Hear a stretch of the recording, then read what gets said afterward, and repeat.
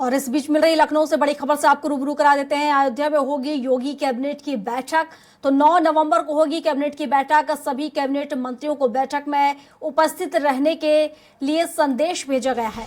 तो इससे पहले 2019 में प्रयागराज में भी कैबिनेट की बैठक हो चुकी है। मुख्यमंत्री की पहल पर दीपोत्सव से पहले रामनगरी में ये कैबिनेट की बैठक होगी। तो बैठक में उत्तर प्रदेश अंतर्देशीय जल मार्ग प्राधिकरण के गठन सहित अन्य प्रस्तावों को मंजूरी मिल सकती है। मुख्यमंत्री की पहल पर दीपोत्सव से पहले रामनगरी में कैबिनेट की बैठक का आयोजन किया जा रहा है। बैठक में अयोध्या से जुड़े कुछ अन्य महत्वपूर्ण प्रस्तावों पर भी चर्चा हो सकती है। शासन की ओर से उपस्थित रहने का संदेश भेजा गया है।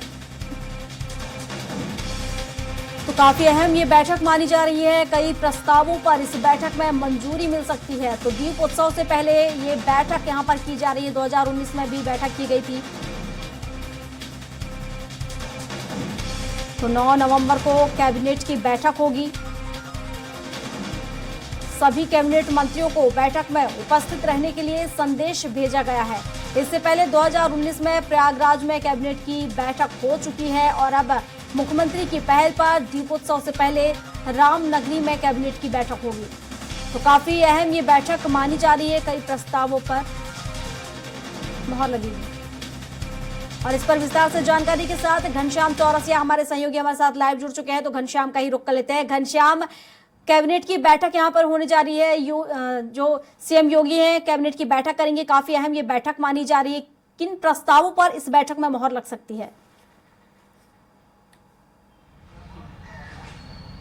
देखिए प्रियंका जी, सबसे अहम और सबसे ऐतिहासिक ये है कि रामनगरी में सब पहली बार कैबिनेट बैठक का आयोजन किया जा रहा है और उत्तर प्रदेश के इतिहास में ये दूसरी बार होगा जब लखनऊ के बाहर कैबिनेट बैठक होगा। इसके पहले 2019 में प्रयागराज में महाकुंभ के पहले कैबिनेट बैठक किया गया था। आज जो है शासन ने इस बाबत जो है सभी कैबिनेट मंत्रियों को संदेश भिजवा दिया है। उसमें सभी लोगों को 100% उपस्थित रहने के लिए कहा गया है कैबिनेट बैठक में।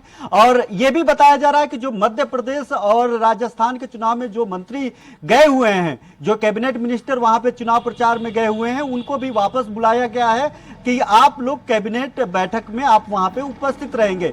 इस बात की ताकीद की जा सकती है कि जो 9 नवंबर को बैठक होगी वो कितना महत्वपूर्ण है और वो आगामी जो 22 जनवरी को जो रामलला की प्राण प्रतिष्ठा होनी है, जो 11 नवंबर को देव दीपावली होनी है, देव दीपावली को लेकर के दीपोत्सव जो मनाया जाना है उसको लेकर के कैबिनेट के उसके पहले कैबिनेट तमाम मामलों को लेकर के, अयोध्या के मामलों को लेकर के प्रस्ताव पे चर्चा कर सकती है। इसको लेकर के उसके विकास को लेकर के जो रामकथा अंतर्राष्ट्रीय रामकथा पार्क जो होगा वहां पे 11:30 बजे से ये कैबिनेट बैठक शुरू होगी। और इसके अलावा जो दीपोत्सव होगा, दीपोत्सव की तैयारियों को लेकर के, दीपोत्सव को लेकर के कैबिनेट नए प्रस्तावों पर चर्चा कर सकती है, उसके विकास को लेकर के चर्चा कर सकती है। और सबसे बड़ी बात है कि इस कैबिनेट बैठक में दीपोत्सव के अलावा जो आगामी वर्ष 2024 में 22 जनवरी 2024 को रामलला की प्राण प्रतिष्ठा होना है,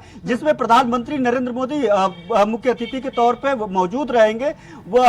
उस कार्यक्रम को लेकर के उसके पहले पूरे अयोध्या को किस तरीके से विकसित कर दिया जाए, जो वहां पे प्रोजेक्ट चल रहे हैं उसको कैसे खत्म किया जाए, कितनी जल्दी उसे खत्म करके कि उसकी भव्यता को लेकर के, उसके जो कॉरिडोर बन रहे हैं कॉरिडोर को लेकर के, उसके जो नए रास्ते प्रस्तावित है उन नए रास्तों को लेकर के, ऐसे तमाम विकास अयोध्या के परियोजनाओं को लेकर के इस कैबिनेट में प्रस्ताव पास हो सकते हैं और तमाम जो प्रस्ताव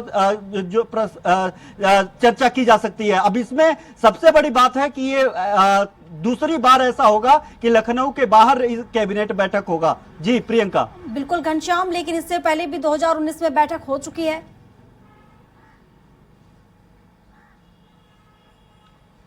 बिल्कुल ये दूसरी बार होगा। इसके पहले प्रयागराज में जब महाकुंभ था, महाकुंभ के दरमियान कैबिनेट बैठक हुई थी। उस समय सीएम योगी आदित्यनाथ की अध्यक्षता में वहां पे बैठक हुई थी और महाकुंभ को भव्य बनाने के लिए, वो ऐतिहासिक बनाने के लिए, विश्व पटल पे लाने के लिए तमाम ऐसे प्रस्ताव कैबिनेट के पटल पर रखा गया था, प्रस्ताव पास हुआ था, जिसके बाद जो है सिर्फ देश प्रदेश ही नहीं पूरे दुनिया में महाकुंभ का नाम हुआ था। ठीक उसी प्रकार से अब अयोध्या में भी इस तरीके से कार्यक्रम आयोजित किए जा रहे हैं। तमाम कार्यक्रम है और सबसे बड़ी बात है कि रामलला की प्राण प्रतिष्ठा 2024 में 22 जनवरी को ये डेट फिक्स हुआ है और जो है उसको लेकर के, उसकी भव्यता को लेकर के लगातार सरकार उस कवायद करने में लगी हुई है कि किसी भी तरीके का कोई कोर कसर ना छूटे। वहां के विकास को लेकर के, वहां के जो है इंफ्रास्ट्रक्चर को लेकर के, वहां के रास्तों को लेकर के, मंदिर की भव्यता को लेकर के, कॉरिडोर को लेकर के, और वहां पे जो सैलानी आएंगे, जो दर्शनार्थी आएंगे,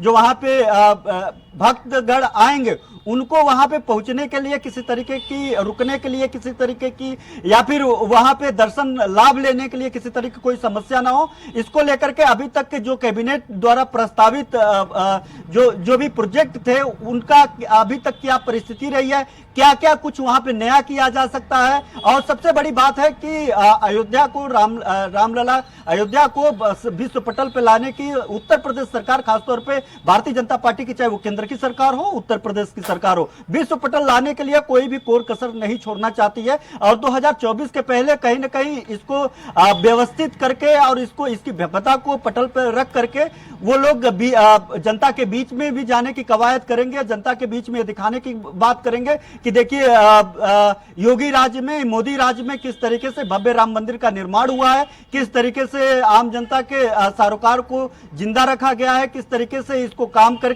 जो वादा किया गया था उस वादा को पूरा किया गया है। भले ही सुप्रीम कोर्ट के आदेश के बाद वहां पे राम मंदिर का निर्माण हो रहा है, लेकिन पूरा का पूरा क्रेडिट और विपक्ष का जो रवैया रहा है वो पूरा का पूरा क्रेडिट भारतीय जनता पार्टी की झोली में ला करके रख दिया है। अब उसको लेकर के इस तरीके की कैबिनेट बैठक की जा रही है प्रियंका, और इस तरीके के कार्यक्रम किए जा रहे हैं, वहां पे इस तरीके के प्रस्ताव रखे जा रहे हैं कि उसके भव्यता, उसके इंफ्रास्ट्रक्चर, उसके विकास को लेकर के कोई कोर कसर ना छूटे और वहां पे एक मैसेज कन्वे किया जा सके लोगों के बीच में, अयोध्या के लोगों के बीच में, अयोध्या के जरिए पूरे प्रदेश देश में कि हाँ अब अयोध्या जो राम नगरी है, जो भक्तों का गढ़ है, जो कार सेवकों का जो है बलिदान जगह है, उस जगह को भारतीय जनता पार्टी की सरकार एक जो है राष्ट्रीय पटल पे और अंतर्राष्ट्रीय फलक पे लाने की कोशिश कर रही है। और वहां के विकास को लेकर के, वहां के अस्तित्व को लेकर के, वहां के जो कह सकते हैं कि वहां उसकी महत्वता को लेकर के वो पूरी तरीके से संजीदा है। जी प्रियंका। बिल्कुल घनश्याम, और राम की नगरी अयोध्या को मैं जिस तरीके से दीपोत्सव होना है उसको लेकर भाजपा लगातार कोशिश कर रही है कि उसे भव्य बनाया जा सके। फिलहाल शुक्रिया आपका तमाम जानकारियों के लिए।